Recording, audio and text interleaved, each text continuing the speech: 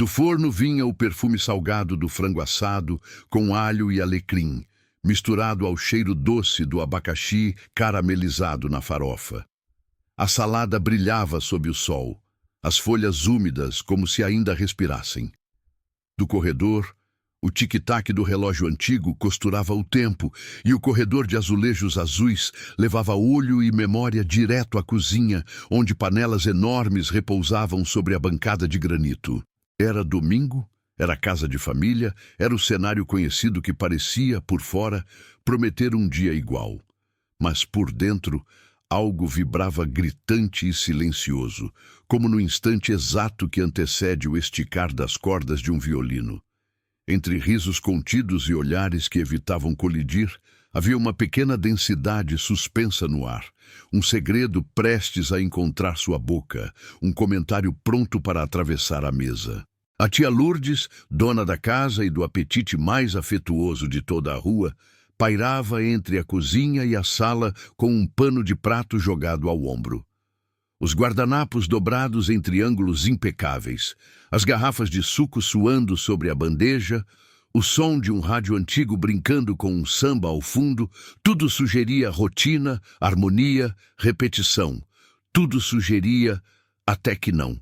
Ela chegou um pouco atrasada, com o cabelo preso num coque que teimava em soltar uns fios rebeldes na testa.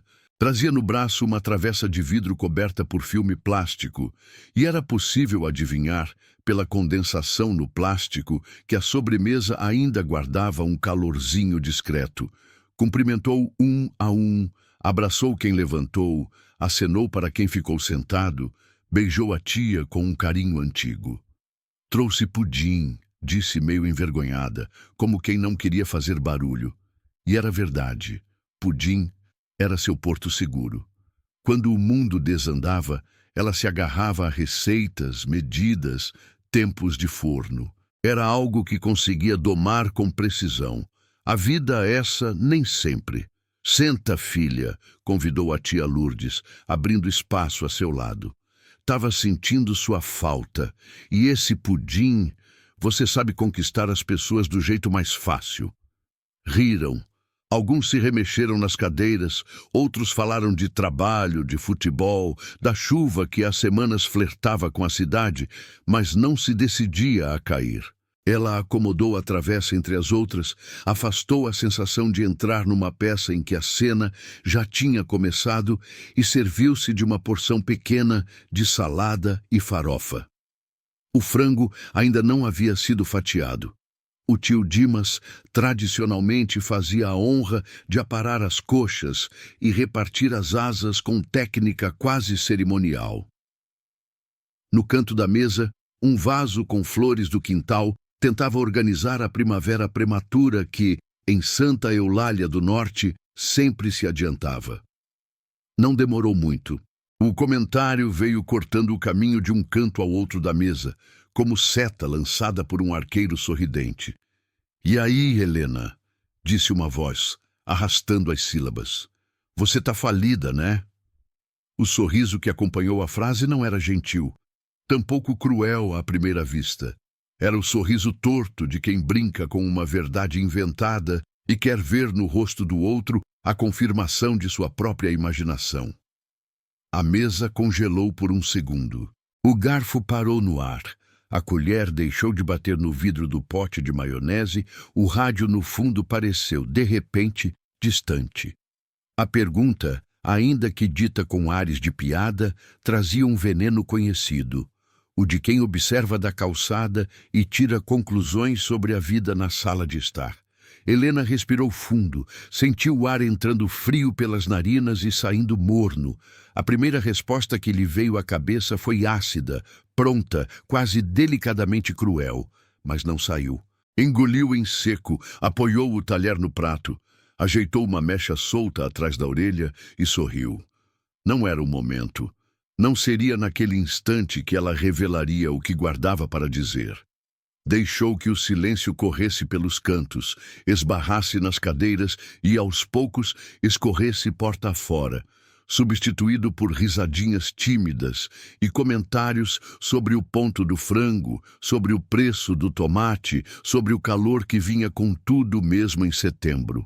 Enquanto as colheres voltavam a bater nos pratos, Helena observou o autor da brincadeira, o primo Rafael, primo de segundo grau, na verdade, filho de uma prima da tia Lourdes. Mantinha o garfo erguido e um olhar que denunciava mais curiosidade do que maldade. Ele sempre foi assim.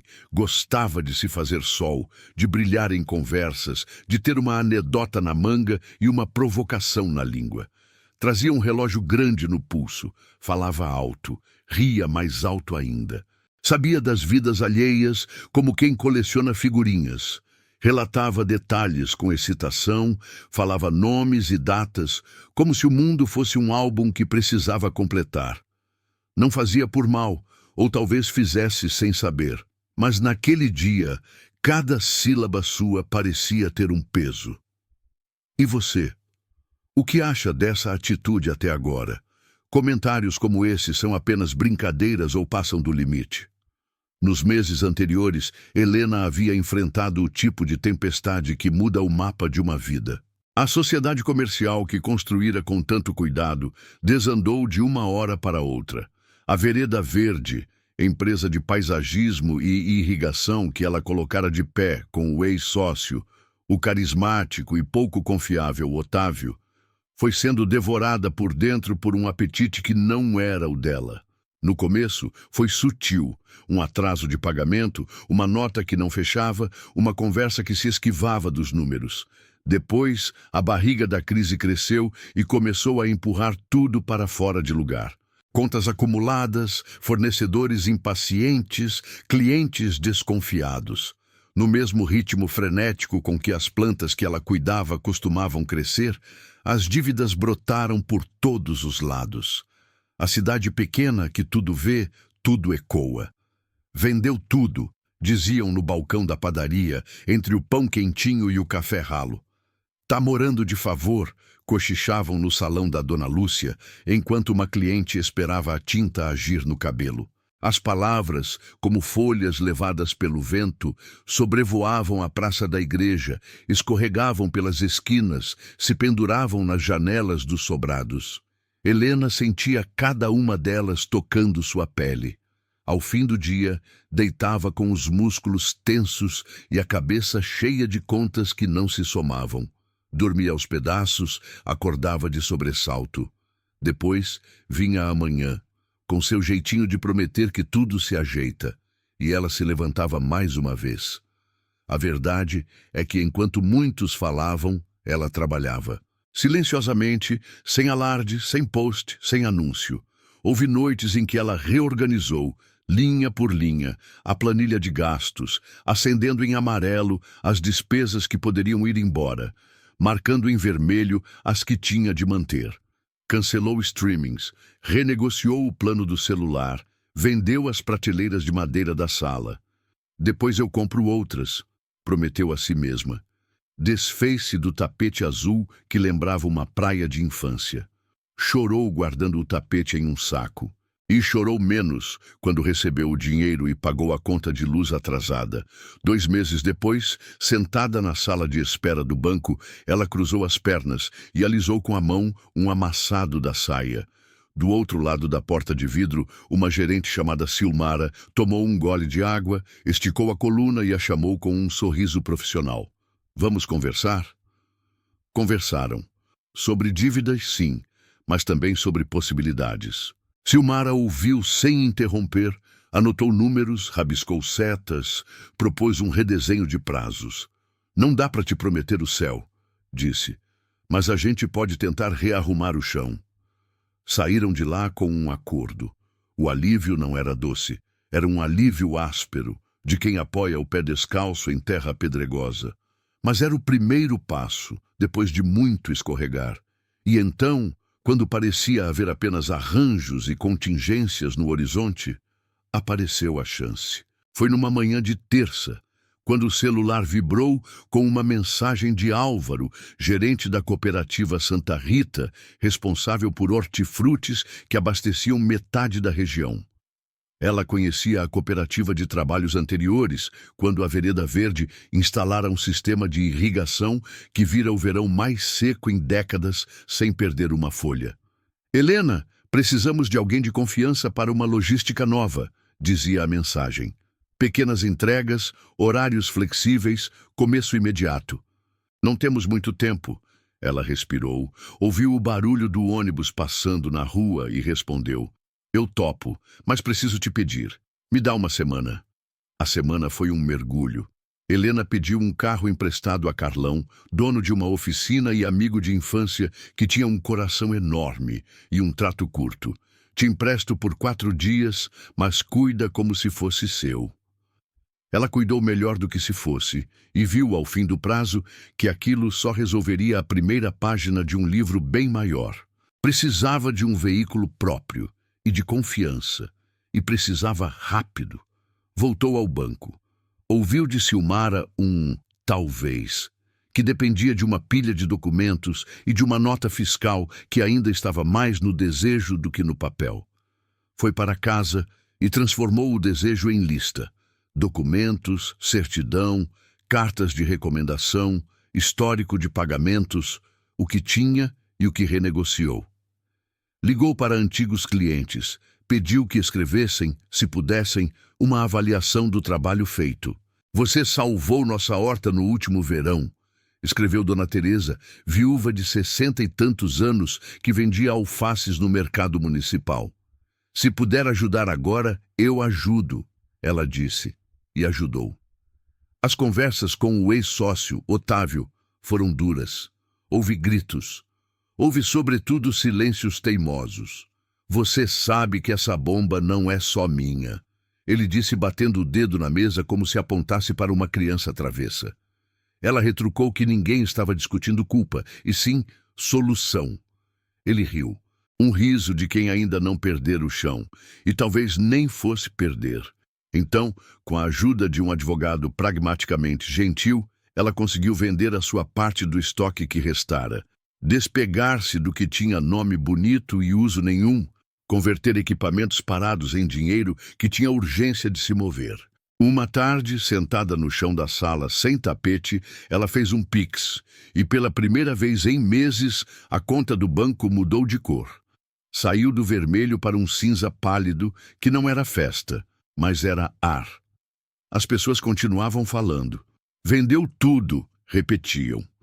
E ela lembrava do dia em que levou, envolvido em plástico bolha, um abajur que herdara da avó para a loja de usados da esquina. O rapaz da loja, de sorriso doce, perguntou se ela tinha certeza. Tenho, disse, e teve. Lembrava também do domingo em que, no mercado, ouviu 2 mulheres comentando ao lado da bacia de laranjas. Dizem que ela foi embora da própria casa. Tá morando de favor com a tia. Helena respirou fundo e colocou no carrinho uma dúzia de ovos, como se aquilo fosse o bastante para sustentar a paciência da semana inteira. Não explicou. Não desmentiu. Não saiu correndo para dar versão de sua própria história a cada boca que a contava do lado de fora. À medida que os dias corriam, ela percebia mentalmente as margens do rio se alargando. A cooperativa mandou o modelo de contrato. Ela leu com olhos de lupa, destacou cláusulas, mandou dúvidas. A resposta veio rápida. Tudo parecia finalmente alinhar, mas ainda faltava o centro, o veículo. E foi nesse ponto que o destino, que a gente acha caprichoso só nos filmes, foi doce como pudim ainda morno. Um amigo do irmão de Silmara trabalhava numa concessionária e, por coincidência ou providência, avisou que havia um lote de caminhonetes com condições especiais para CNPJ recém-formalizado e com contrato de prestação de serviço já em mãos. Era checkmate. Era uma chance que não se poderia repetir. Helena hesitou por um dia, 2 noites e todas as horas entre uma coisa e outra. Depois, assinou. E quando assinou, o corpo todo tremeu, como se tivesse acabado de pular de um penhasco. Caiu? Não. Voou um pouco, e o vento entrou pelo peito. Obrigada por permanecer comigo até aqui. O melhor ainda está por vir. Ela escreveu isso no rodapé de uma mensagem para Lorena, a amiga que segurou sua mão em tantas madrugadas de planilha e manteiga de cacau. Escreveu meio rindo, meio cética. Era a forma que encontrou de reconhecer que, por trás de cada número, tinha uma vida que pulsava, e por baixo de cada medo, um desejo de seguir. Voltemos ao domingo. A família, a mesa, os guardanapos em triângulo, o primo, o comentário, o sorriso que tentava ser piada e era só uma flecha envenenada. Helena não respondeu. Mordeu a língua, tomou um gole de suco, disse à tia que o cheiro da farofa lembrava os natais de quando eram pequenos. A conversa desviou, retomou, se espalhou como água em piso reto. Alguém falou da novela. Dona Irene, a avó de todos ali, com seus 84 anos fincados nas pernas firmes, insistiu que a novela de antigamente é que prestava. O tio Dimas, enfim, levantou-se para fatiar o frango e os pratos começaram a receber pedaços suculentos, a farofa se derramando por cima, a salada dando cor e frescor. O rádio tocava um bolero agora, e a tia Lourdes, sem que ninguém pedisse, cantarolou 2 estrofes baixinho. Helena sentiu o celular vibrar no bolso. Era uma mensagem de número desconhecido, mas ela sabia quem era. Boa tarde, Helena, Renato da concessionária. Combinei com a equipe. Conseguimos antecipar a entrega para agora. Chegamos em 15 minutos. Está tudo certo para o endereço? O coração dela fez um pequeno solavanco. Respondeu um sim, Portão Branco, número 427. Quando chegar, me chama. Levantou-se, fingiu ir pegar água. Na pia, abriu a torneira. Deixou a água correr só pelo gesto, como se a movimentação invisível dentro dela precisasse de um gesto banal para não transbordar. Secou as mãos no pano de prato da tia, voltou para a mesa. O primo Rafael, atento como sempre, a observava como quem busca sinais. Não achou nenhum. Ela estava treinada em parecer exatamente o que queriam ver. Discreta, gentil, sólida como o chão. Conversa vai, conversa vem, e de repente a rua deu um sinal. Um som grave, diferente, começou a aproximar-se, como um trovão que demora a mostrar a nuvem. Alguns curiosos, os mesmos que sempre se levantam com qualquer barulho de freio, se apressaram para a janela. Nossa, que barulho! Disse a prima Júlia, com os olhos grandes já brilhando. O motor veio preenchendo o quarteirão até estacionar diante da casa de Portão Branco. Uma caminhonete 0 quilômetro, preta, reluzindo sob o sol de quase meio-dia. O capô refletia o céu, as nuvens, a antena do vizinho. As rodas ainda traziam o brilho de quem nunca tocou um buraco. O silêncio que caiu na sala foi igual ao de antes, quando a brincadeira atravessou a mesa, mas agora tinha outro peso. Era um silêncio que não sabia se ria, se aplaudia, se disfarçava. A porta se abriu, e para surpresa geral, era ela quem descia do veículo. Helena, com o cabelo preso do mesmo jeito, o vestido com o mesmo desenho discreto, o corpo inteiro dizendo: eu sei quem eu sou. Havia combinado com Renato que ele a pegaria na esquina para que ela pudesse chegar dirigindo os últimos metros. Não por espetáculo, mas porque queria ser, com todas as letras, autora da própria chegada. Não queria que fosse um carro caído do céu. Queria que fosse um movimento que seus pés e suas mãos completassem. Ela pisou o chão com delicadeza, fechou a porta com cuidado, como se a nova vida pudesse lascar com qualquer batida mais forte. Sorriu para os familiares que se espremiam na janela. Levantou a mão e acenou. O primo Rafael ficou imóvel. O garfo parou no ar como uma bandeirola sem vento. A tia Lourdes levou a mão à boca. Dona Irene apertou os olhos, como quem precisa ajustar a lente para acreditar. A conversa, que vinha como água de bica, agora gotejava, hesitante. Meu Deus do céu, Helena! Disse a prima Júlia, abrindo a porta apressada. A rua sempre foi palco, e a calçada, plateia. O vizinho da casa amarela saiu com o cachorro no colo. Alguém no portão de frente comentou: "Que carrão!" com entusiasmo sincero, e uma criança que passava de bicicleta freou só para olhar. Helena não chorou. O choro ficou num lugar bem específico do peito, como um pássaro empoleirado que decide, por boas razões, não voar. Não era sobre o veículo em si, e Helena sabia disso. Era sobre a mensagem que ele carregava, de trabalho silencioso, de recomeço, de não se deixar dissolver no caldo grosso da opinião alheia. Ela caminhou até a porta, entrou, e o cheiro do frango, da farofa e do abacaxi caramelizado a abraçou de novo. "Eu não..." começou o primo Rafael, mas parou, engoliu. Sorriu, como sempre sorria, mas o sorriso agora era outro. Parabéns, Hel. Tá bonito." Só isso. E, no só isso, havia uma oferta pequenina de paz. A sobremesa veio pouco depois, numa mesa que já era outra. O pudim foi servido e as primeiras colheradas trouxeram um doce que a vida andava lhe devendo. Alguns se apressaram em justificar o comentário inicial como brincadeira. "Você sabe, né, Helena? Família é assim, a gente fala bobagem." Outros tentaram mudar de assunto de uma forma esquisita e até engraçada. "Vocês viram o preço da manga? Diz que a chuva vem essa semana. E o time, hein?" A tia Lourdes, com a sabedoria de quem já viu feira e carnaval, olhou a sobrinha nos olhos e disse: "Fala, minha filha." Era convite, era licença. Helena respirou, olhou para Rafael, depois para a avó, que 2 cadeiras adiante a encarava com ternura. Voltou o olhar para todos e disse: "Eu não queria transformar nada em espetáculo. Eu não comprei isso para provar nada para ninguém. Foi o que eu consegui, com muito esforço, para começar uma fase nova do meu trabalho. Eu fiquei quieta esses meses, não por vergonha, mas porque eu precisava me concentrar em resolver. Tinha dias em que o que eu menos queria era conversar. Tinha dias em que eu tinha vontade de gritar, e outros em que eu só queria dormir.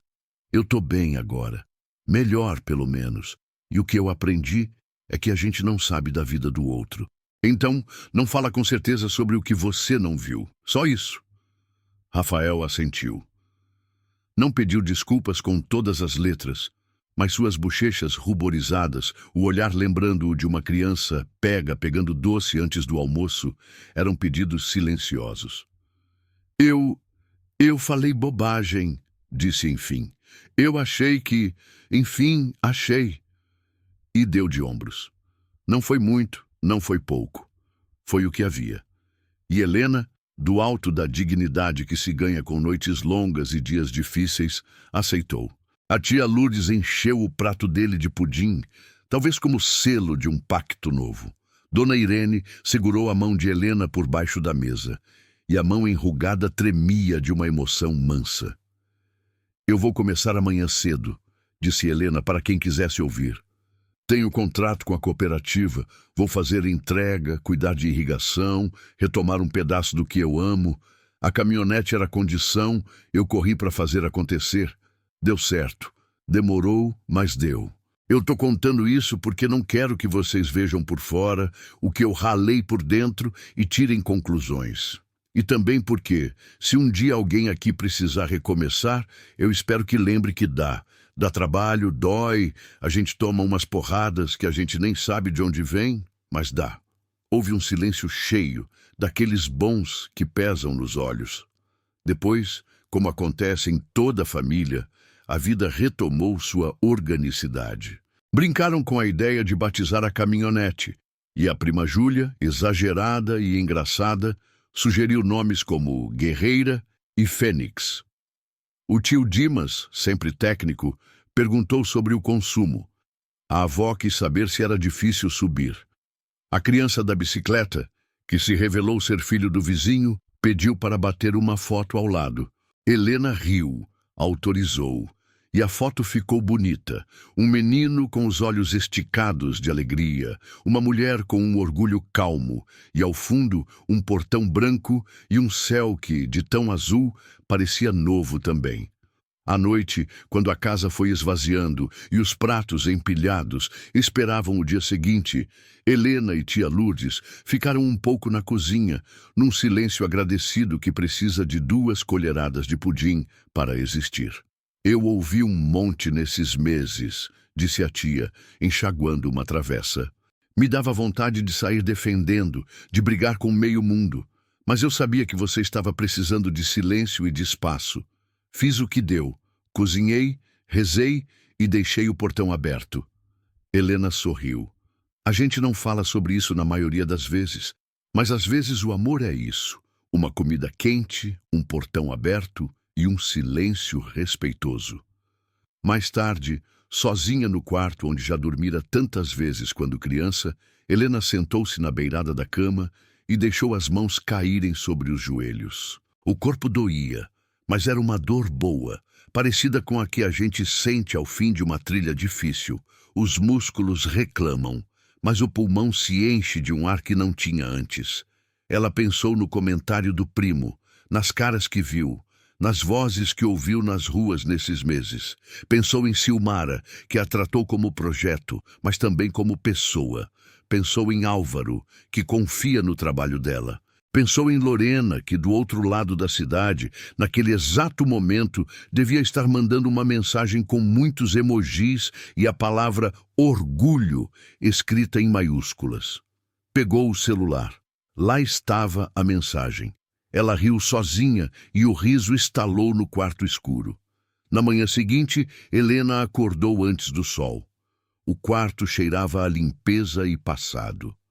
Abriu a janela e a rua estava vazia, como se o mundo todo estivesse deitado de lado. A caminhonete esperava na calçada, preta como a asa de um passarinho que dorme. Ela desceu, encostou a mão no capô, gesto bobo, mas simbólico, e agradeceu. Não havia ninguém para ouvir, mas às vezes isso é o de menos. Entrou, ajustou o banco, conferiu os retrovisores, ligou o motor. O ronco preencheu o ar. Saiu devagar, passou na padaria, comprou 2 pães franceses e um café. O padeiro, que havia sido um dos primeiros a replicar a frase "vendeu tudo" na cidade, a olhou com um misto de surpresa e alegria. "Primeira missão do dia, Helena." "Primeira de muitas", ela respondeu. E foi. Na cooperativa, a manhã correu firme. Ela assinou papéis, revisou rotas, concordou com horários, testou caixas, conferiu cargas, ajustou o aplicativo. Não havia glamour, havia trabalho. E ao fim das horas, uma sensação de estar, finalmente, no lugar de onde nunca deveria ter saído. Aquele em que o próximo passo é consequência do anterior, e o anterior não mente sobre o que o próximo vai ser. Enquanto dirigia pela estrada de cascalho, que levava a uma pequena chácara, pensou de novo em como tudo aquilo tinha começado. Lembrou do primeiro vaso que vendera, antes da Vereda Verde ter nome e CNPJ. Lembrou do primeiro inverno em que passou as mãos, enroladas em luvas baratas, pelas folhas gelatinadas de suculentas. Lembrou de como se encantou com a água que corria fininha nos canos de um sistema simples e eficaz que montou para um quintal de 2 metros por 2 metros. Era isso. Não era sobre um marco grandioso, mas sobre uma sequência de pequenos acertos, pequenos recomeços, pequenas escolhas. O que havia acontecido nos meses anteriores tinha sido uma sucessão de pequenos nãos que o mundo lhe deu. E ela devolveu com um sim teimoso. Naquele domingo, no jantar, a família voltou a se encontrar. Alguns tinham ido embora, outros tinham ficado para petiscar o que restara. Ninguém mencionou a palavra falida outra vez. A palavra ficou guardada no lugar das palavras que a gente não precisa repetir para aprender o que elas não significam. Em vez disso, Tomaram café, comeram o restinho da sobremesa, falaram de um filme antigo que passara na televisão à tarde e carregava, curiosamente, a mesma moral da história do dia. As aparências enganam e a vida adora surpreender quem se apressa em apontar o dedo. Antes de ir embora, Helena abraçou a avó, uma demorada delicadeza. Você é daquelas que plantam e colhem, minha neta, disse Dona Irene. Mas eu já te falei uma vez, e falo de novo, não dá para plantar em terreno de gente que não quer ver coisa brotar. Escolhe bem onde você põe semente, o resto a água resolve. Sim, vó, disse Helena, e naquele sim havia uma promessa. Nos dias que se seguiram, como era de se esperar na cidade pequena, a notícia da caminhonete nova correu, com variações cômicas e dramáticas. Ganhou na loteria, perguntou o senhor do açougue rindo. Casou com um fazendeiro rico e não avisou? Sugeriu uma moça da manicure em tom de novela. Helena ria, não se justificava, às vezes dizia, trabalho. Às vezes só sorria e pedia mais 200 gramas de carne moída, o que fizesse sentido naquele dia. Os mesmos que espalharam que ela vendeu tudo, agora contavam que ela trocou de vida. A cidade gosta de contar histórias. Helena só torceu para que nessa versão houvesse ao menos um pouco mais de generosidade. No fim de uma tarde, estacionou a caminhonete em frente a uma casa de muro baixo para entregar uma caixa com folhas verdes, ainda molhadas, que iam para uma mercearia. A dona da casa, uma senhora de olhos muito vivos, perguntou, é sua mesmo? Helena disse que sim. Então, parabéns. Eu não sei da sua vida, mas sei como é difícil sustentar o desejo de seguir em frente. Eu dizia isso para minhas alunas quando eu era professora. A gente dá aula do que acredita, e você está dando. Helena agradeceu. Foi um elogio sem glitter, sem laço, mas que embrulhou com carinho. E você, já viveu uma situação em que as aparências enganaram? Já foi julgado por um recorte da sua história que alguém achou suficiente? Ou, quem sabe, já apontou o dedo antes de perguntar? A mesa de domingo, com seus pratos e panos de prato, pode ser qualquer lugar onde a gente se senta para existir.